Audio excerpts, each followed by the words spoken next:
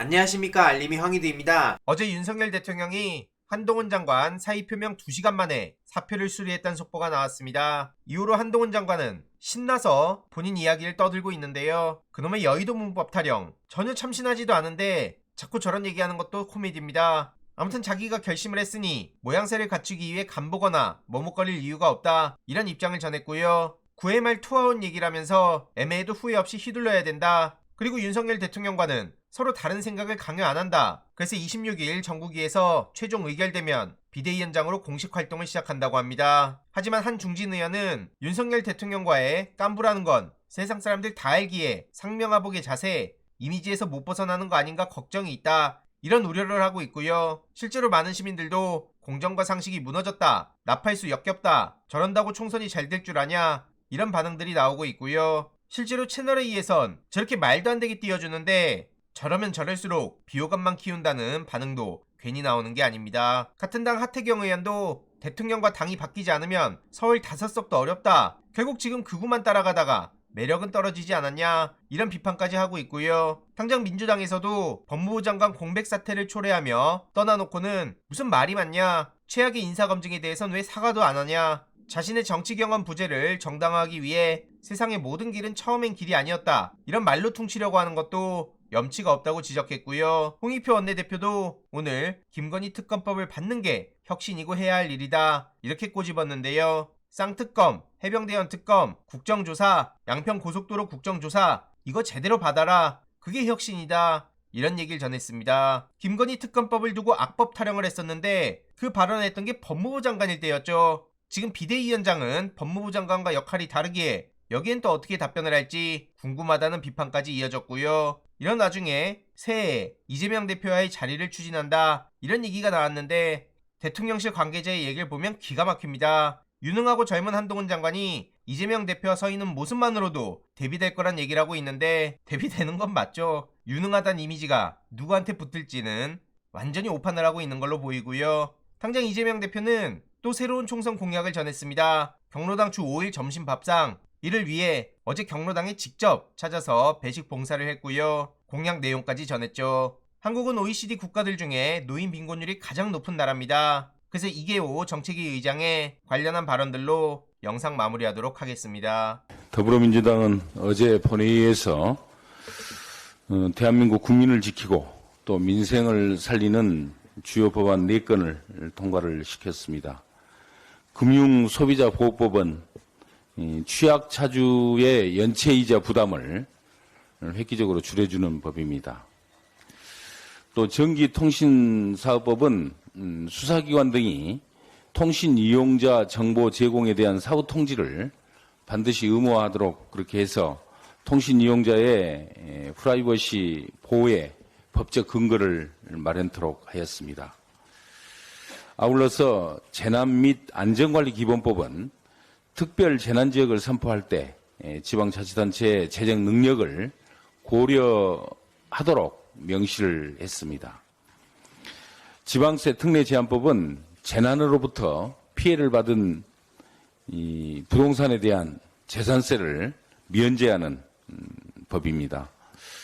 이러한 지방세 특례 제한법을 통해서 국가가 재난으로부터 신속하게 국민을 지키고 또 지원을 할 수 있도록 만들었습니다. 우리 민주당은 앞으로도 민생을 최우선 가치로 두는 법안 통과를 위해서 최선을 다하겠다, 이런 약속을 국민들께 드립니다. 어제 법안 처리에 이어서 오늘은 내년도 예산안 처리를 위한 본회의가 열릴 예정입니다. 예산안 처리 법정 시한을 20일을 넘긴 점에 대해서 국민 여러분께 먼저 송구하다는 말씀을 드립니다.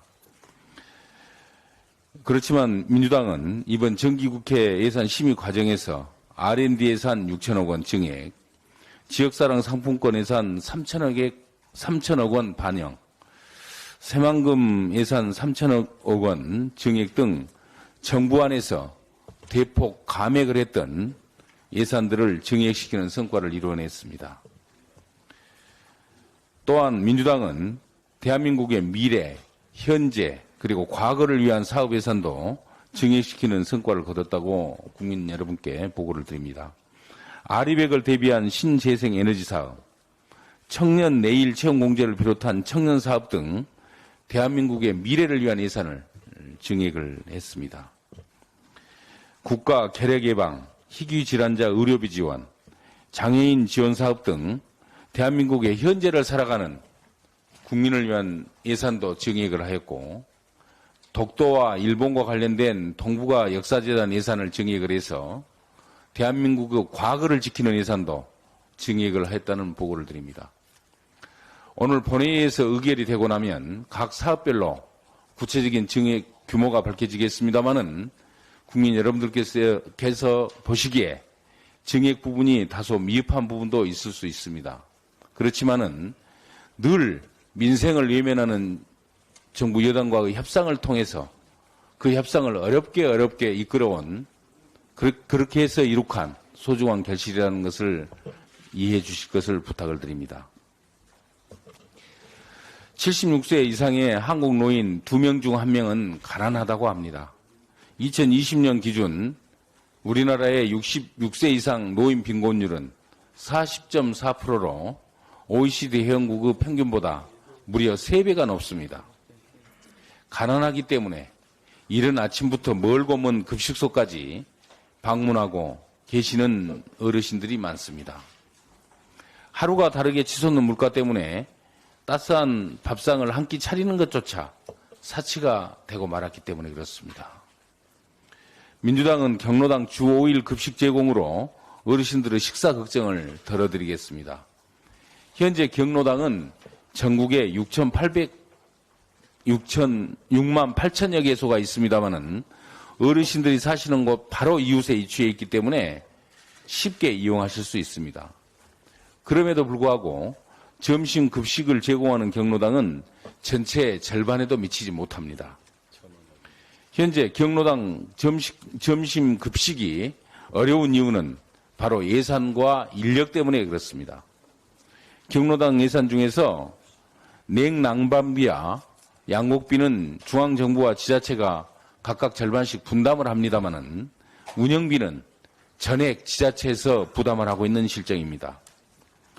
그렇기 때문에 반찬 비용이나 조리 비용 등으로 사용되는 운영비가 부족해서 조리나 비식을 담당할 인력이 없는 현실입니다. 더불어민주당은 노인복지법 개정을 통해서 모든 경로당에서 주 5일 점심 급식을 제공하도록 만들겠습니다. 현행 노인복지법은 냉난방비와 양곡비에 대한 중앙정부 예산 지원을 규정하고 있습니다. 이를 개정을 해서 중앙정부가 운영비 일부까지 지원을 함으로써 모든 경로당에 조리와 배식을 담당하는 인력들을 배치할 수 있도록 하겠습니다. 우선 우리 더불어민주당 소속 지자체부터 솔선수범하고 관련 조례를 만들어서 하루라도 빨리 어르신들이 주 5일 급식을 드실 수 있도록 추진하겠다는 약속을 드립니다. 이와 관련해서 오늘 오후에 이재명 당대표와 함께 경로당을 방문해서 현장을 살펴보고 해당 공약을 발표할 예정입니다. 많은 관심 부탁드립니다. 이상입니다. 이번 내용도 유익했다면 구독, 좋아요, 알림 설정, 멤버십 가입 정말 큰 힘이 된다는 점 말씀드리고 싶습니다. 주위에 널리 공유 부탁드립니다.